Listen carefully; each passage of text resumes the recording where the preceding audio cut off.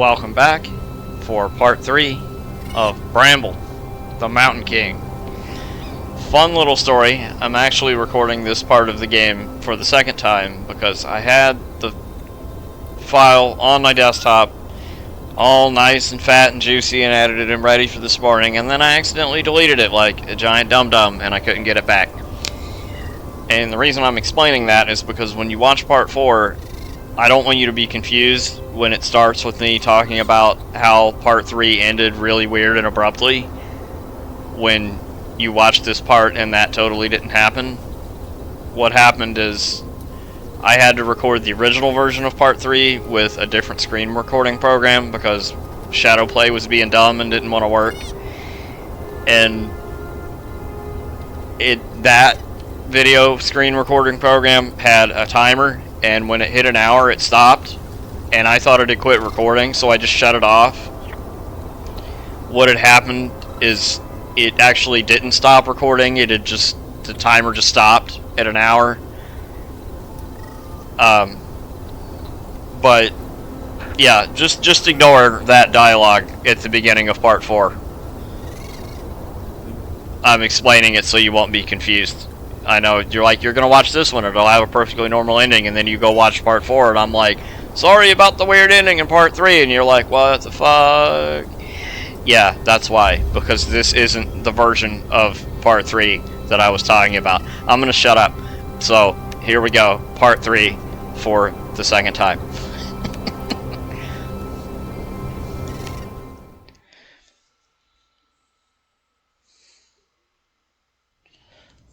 Alright. So, since I have unfortunately already been through this part once, I already know exactly what's going to happen. Which is how I knew that those boards were there and that you need the light to see them.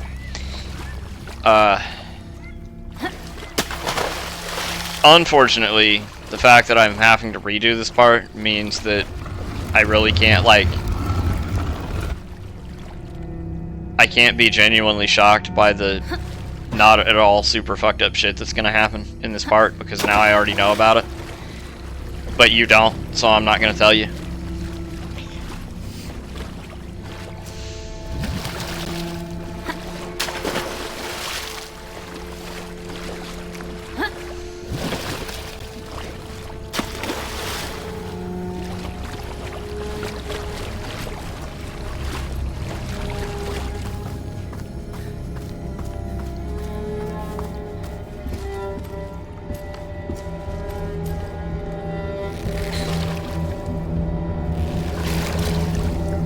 And there's the midwife.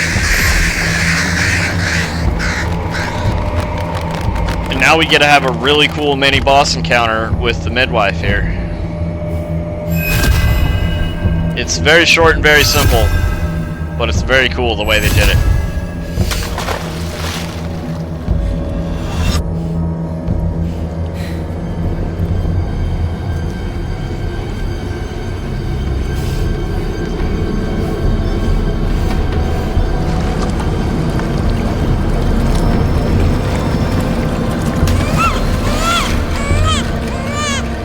Yep, that wasn't her. That was just a creepy fucking crib and some crying echoes. There she is.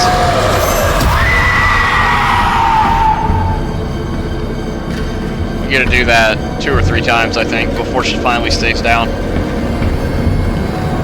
It's a very mechanically simple encounter, but I found this really cool, the way it was done.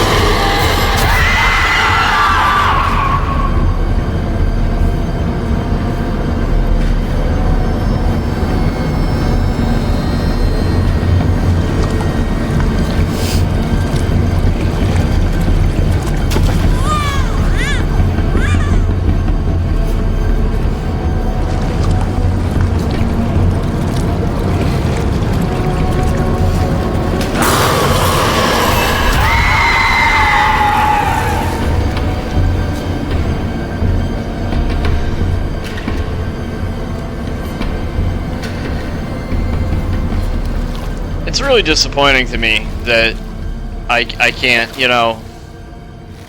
I mean, like, I didn't have to tell you that I was redoing this, and I could have just faked the reactions for the second time, because I already knew what was happening. Haven't already been through this once.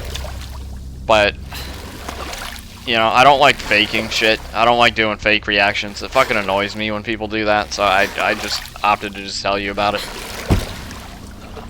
I don't know if that made any sense, but...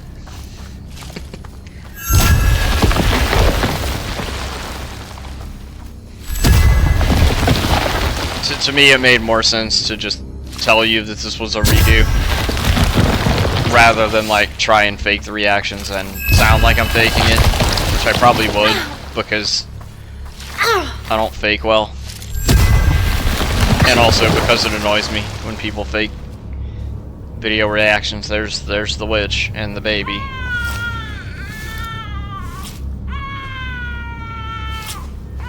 Now, I don't know exactly what she did. I think I know. I'm pretty sure what she drew on the doorway in blood was some sort of ward to stop us from going in the house, because you can't, or following her, because you can't go in the door. You have to go around this way.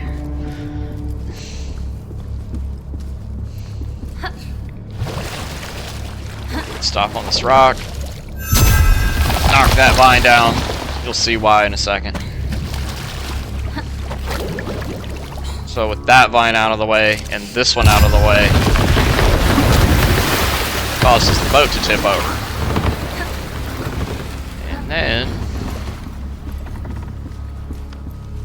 you can get on the roof.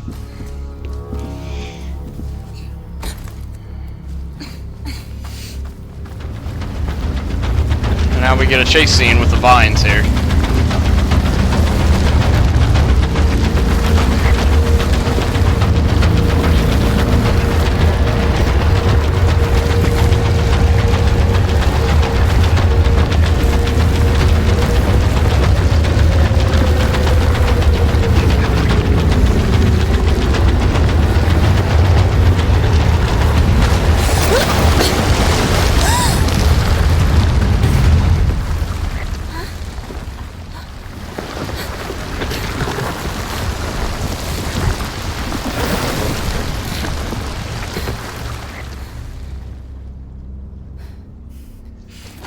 Alright.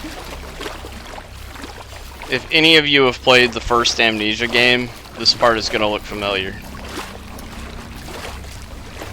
Because this whole section is plagued by an invisible water monster. I had real serious Amnesia flashbacks again playing this part. And there it is, right there.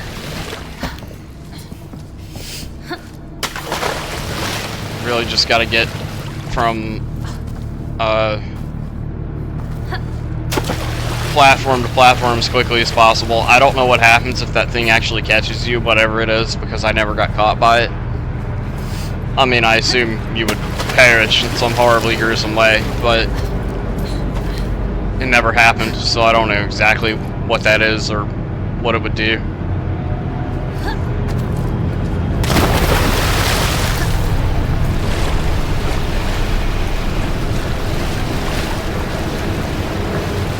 Some of them are very close. It's just far enough that you don't get caught. Creates a lot of tension. Because you're, you know, oh shit, oh shit, oh shit, we're not gonna make it, we're not gonna make it, oh fuck, we made it by a hair on his ass there. Get to that part, just keep walking forward. The monster's gone. We're out of that section now. Alright, so in case you hadn't figured this out or didn't catch it in the notes yet, those are the lost souls of all of the children that have been sacrificed in this swamp. Pretty dark shit. Which I presume is also what the would have become of the witch's baby, if what's about to happen hadn't happened. Alright. That's the witch. who has clearly committed suicide. Now,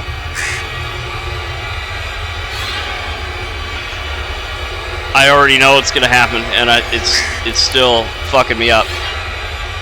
Before I walk forward past her, I'm gonna give you a warning. If you don't have at least 2 boxes of Kleenex next to you, go get them right now.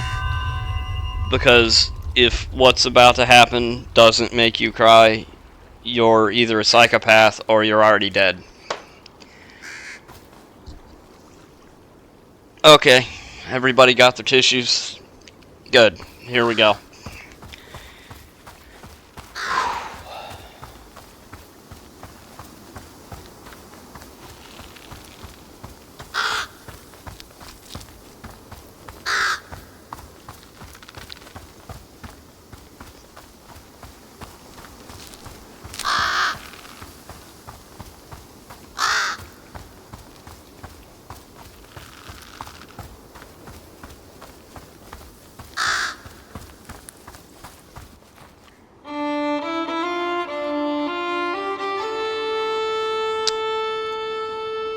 Yup. She had already killed it. And then herself.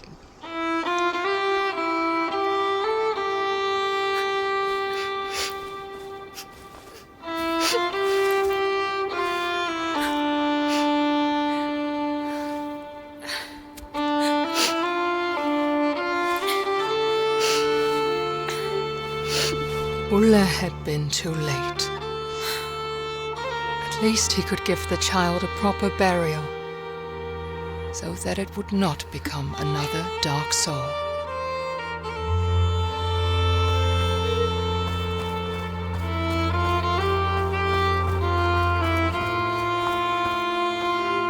And once again, this game does exactly what it does best. Provide just a little bit of hope, and then snatch it away. This whole section was all about reaching the witch in time to stop her from killing her child, and when the reality was we were never going to make it in time. That is how well done they've done with this game. Like, the music they chose for that scene was perfectly somber for that to happen.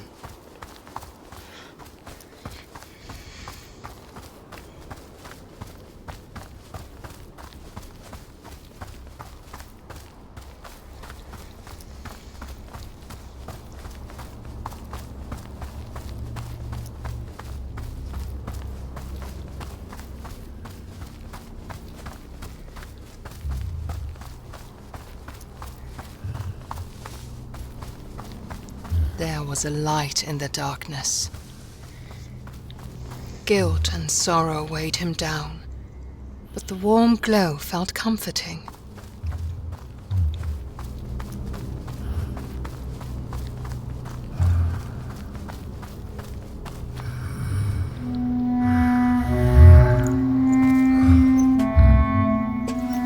Follow the light, Tuva had said, and he trusted her.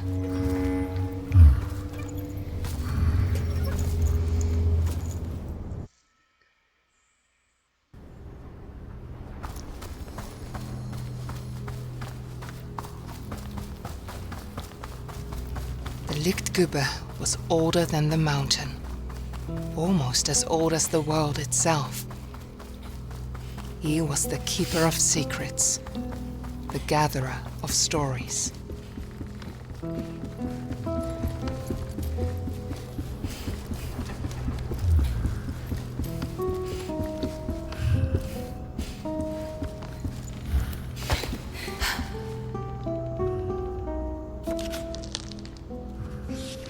Long ago, there was a peaceful kingdom that lacked an heir to the throne.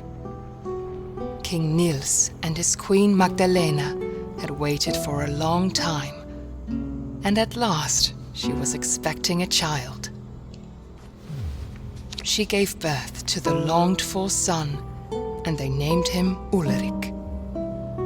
But suddenly, doctors crowded around the queen's bed.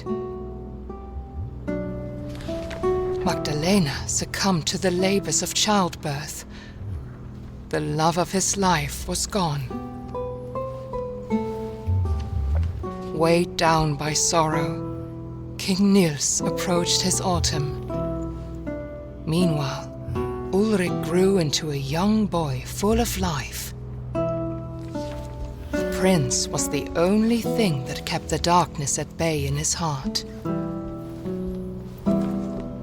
One day, Prince Ulrich fell ill. The doctors tried everything, but he grew weaker and weaker. They told King Niels about a mythical flower that witches were rumored to use to heal any illness.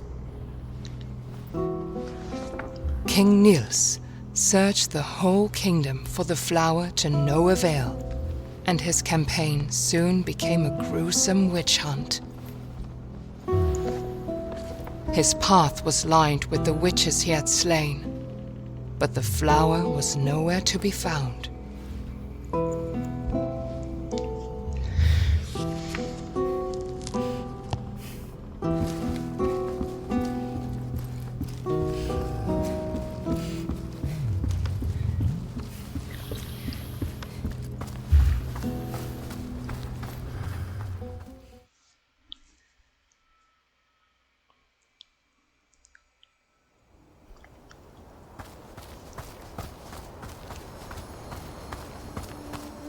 Ulle wished he could stay in the warm light of the library.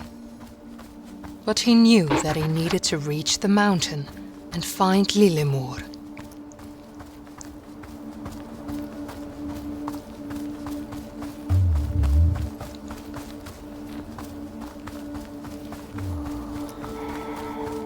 Suddenly, he heard a familiar voice.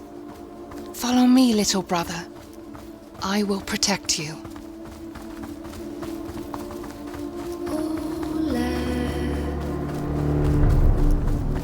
In case it's not obvious, no, that's not his sister. I mean, obviously not, because the entire game is about rescuing her from the mountain. So definitely, clearly, that's not her, but just figured I'd point that out anyway.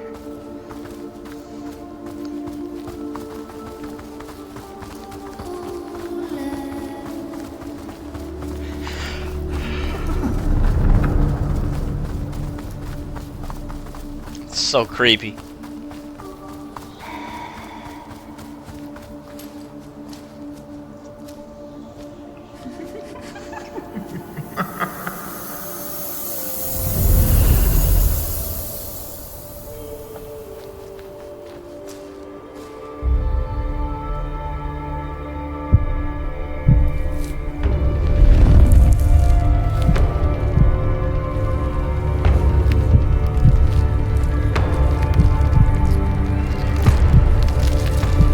Now we get to have a 3-phase boss fight with this thing. The mechanics in all 3 phases are the same. It's just okay. See those corpses on the trees? What you want to do is destroy them with the light blast thing. Stand behind the tree for the wave of blood and the shot. Her other attack is not that one. She did it twice. Hold on. Just like that. Also, to try to hit her, the bloodlines will show you where the corpses you still need to hit are. There's the other attack. Makes blood spikes come up from the ground.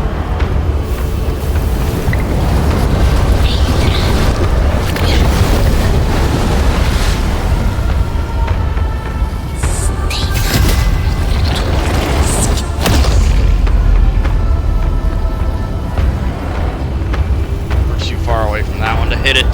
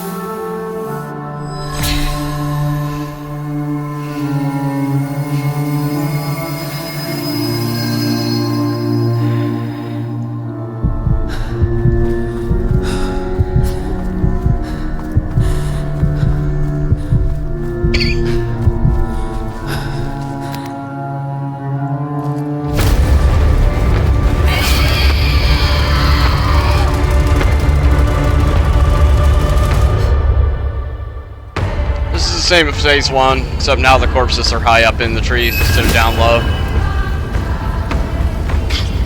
Also, she gets this new attack.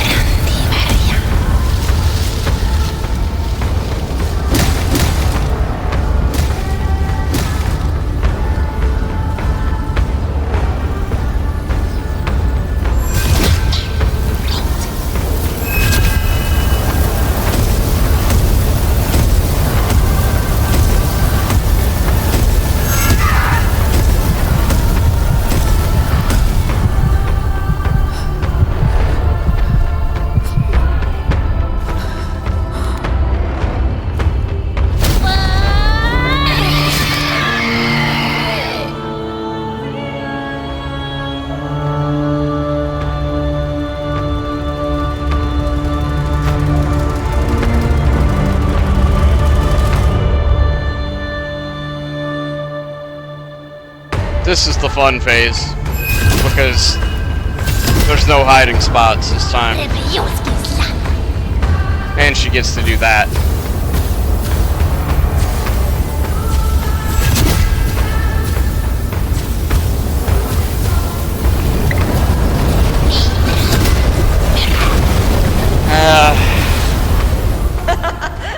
That's what I get for being greedy, trying to hit too many at once.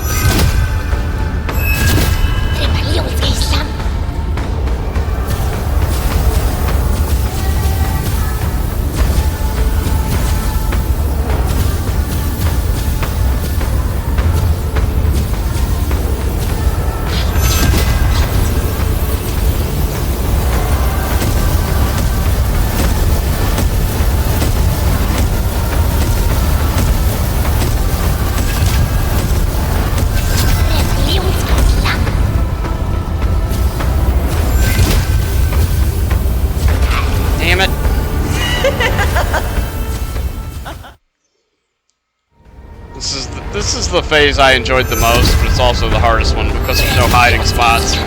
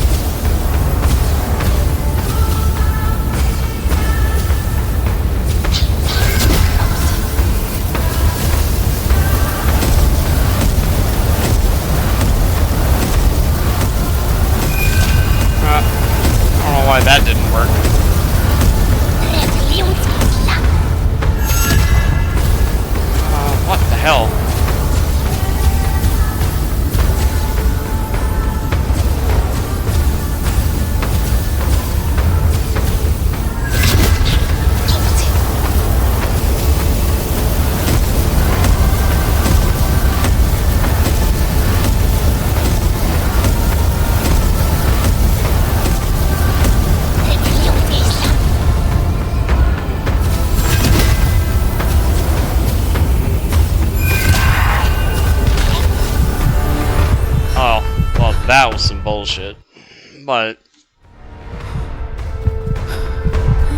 it's still counted as a defeat, so.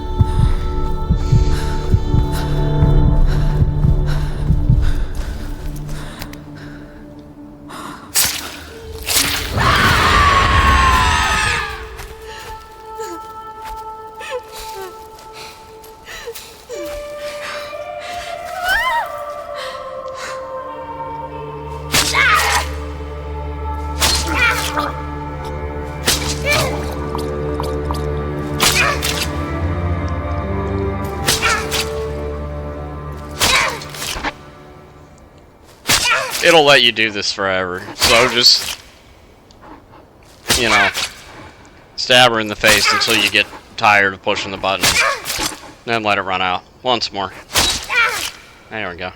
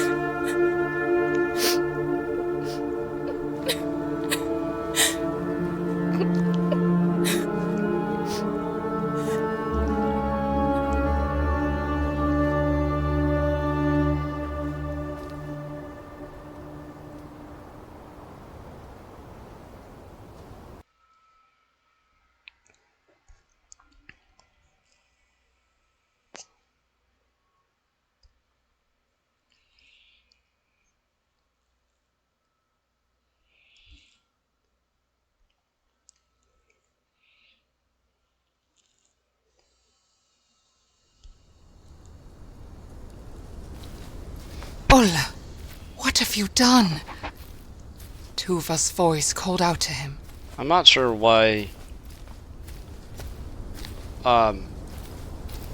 just for reference, Tuva is the girl, child, spirit, whatever she was, that gave him the light crystal thing.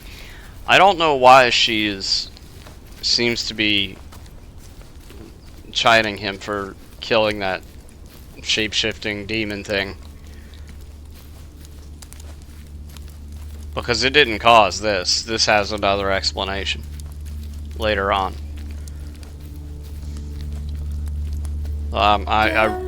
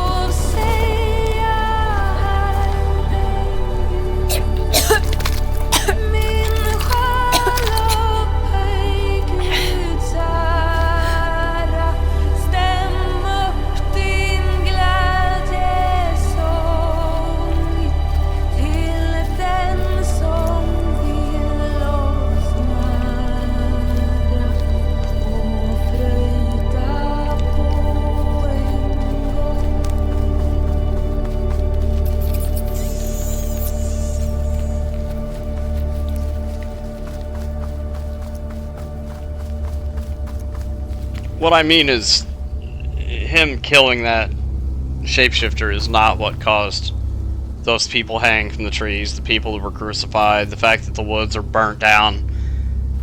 All of this shit that's going on here was not because of him killing that thing. It was the fault of the shapeshifter herself, but I'm not going to spoil that because that'll come up in a storybook later.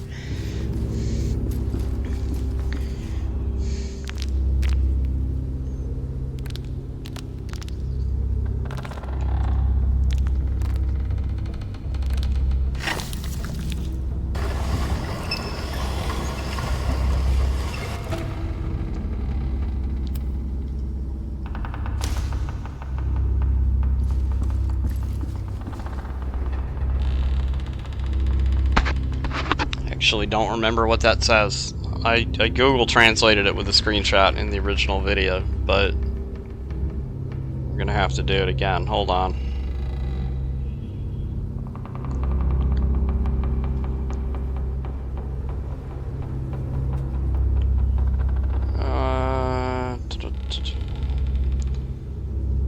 Alright, what did that say again?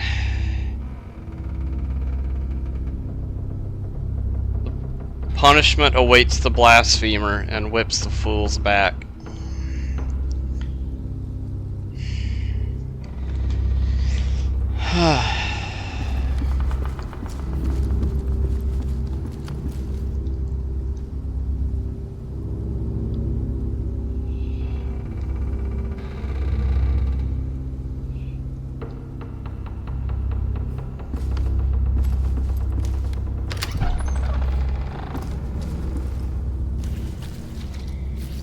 Now we gotta do some stealthing. Because the villagers that are not dead are feasting on the corpses of the ones that are. They've turned into mutant cannibals.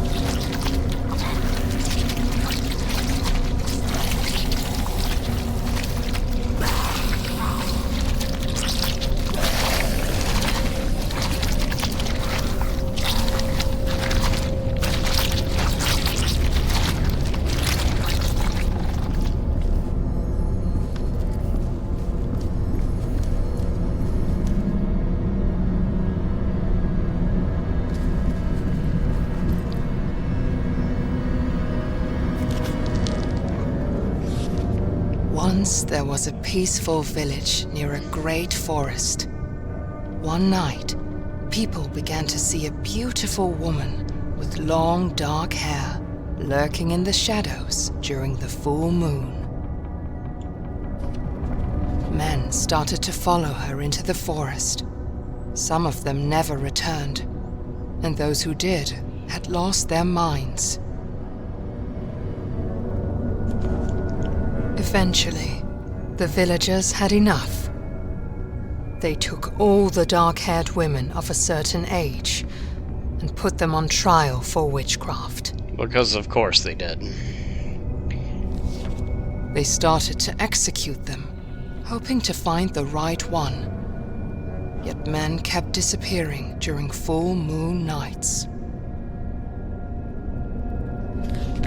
The villagers grew more and more desperate and burned down a large area of the forest in the hope of finding this strange, beautiful woman, but to no avail.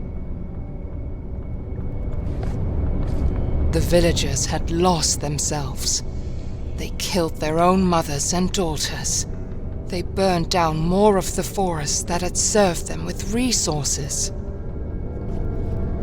Then one night, when the moon shone at its brightest, 5 brave men took matters into their own hands. They put on their coats and walked into the burnt forest to hunt for the woman with the dark hair. After a time, they saw the beautiful woman standing in a clearing. The men were instantly enchanted and followed her deep into the forest's heart. She was a shapeshifter that mimicked what men wanted to see in order to lure them away. When they were close enough to touch her, she transformed into something monstrous. She ripped their chests open, hung them up in the trees, and drew strange powers from their still beating hearts. And no one would ever see them again.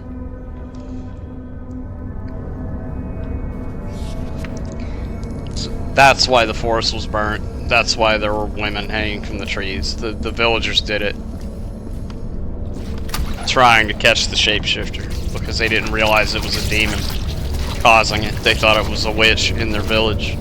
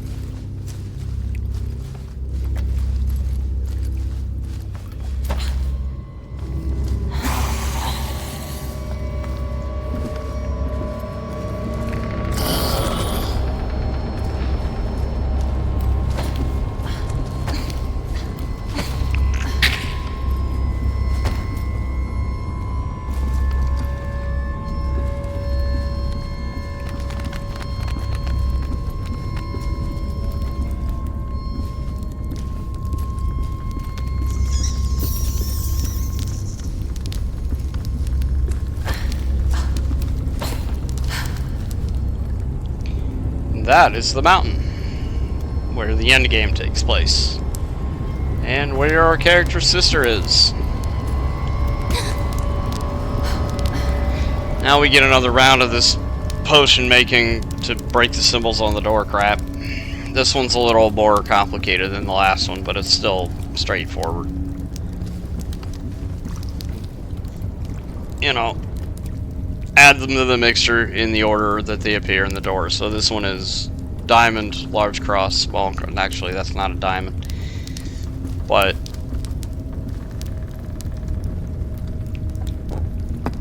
oh, which one is it? There we go. Large cross and then small cross.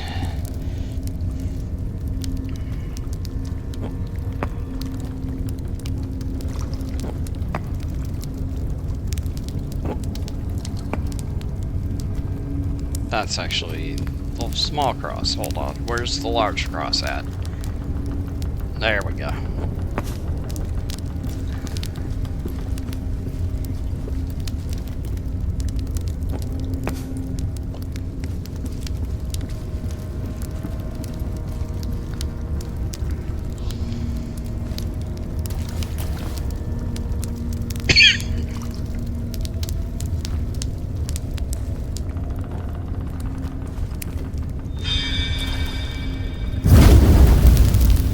Yep, this is a fun one. Square, diamond, triangle, 3 small circles. So, square, diamond,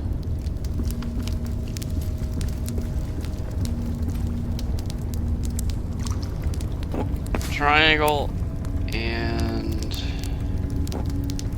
3 small bubbles.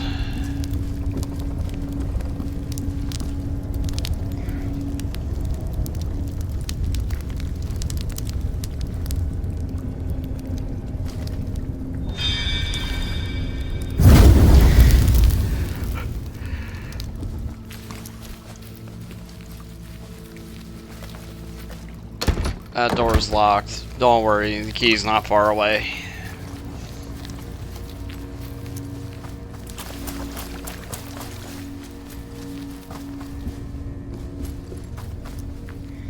Right here in this house, and right there.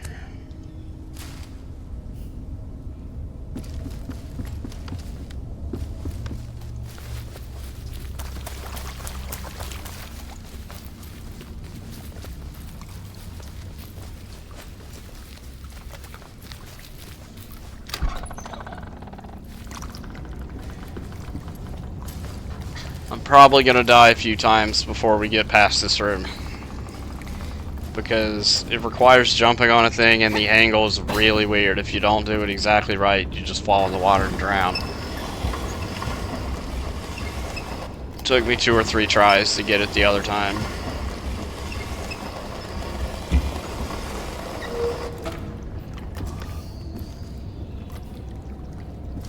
Nope, I actually got it on the first try that time. I don't believe it.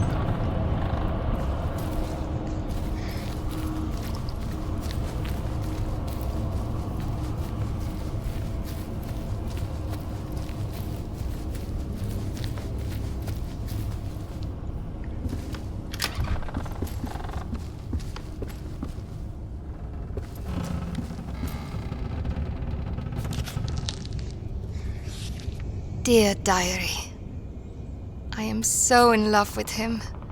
I cannot even describe it. It feels like he loves me too. Our village still tries to heal its wounds from the dark days, but at least me and my love survived and have each other. After the horrible witch hunt, we thought we were safe. We thought we would have peace. But then the plague came to our village. Feels like the plague is some kind of punishment for our sins. Maybe we deserve this. People say they have seen an old woman with a rake at night. Every house she passes, people inside get sick. I hope she does not come to my house. Every morning, someone new has fallen ill, and shortly thereafter they die. We do not even dare to give them a proper funeral. It is horrible. The dead are rising from their graves, and they eat the ones left alive. I have locked myself in the house. I got separated from my love. I wish I could be with him. I hope I can meet him in the next life. I'm out of food, and the dead are right outside my door. I miss him so much.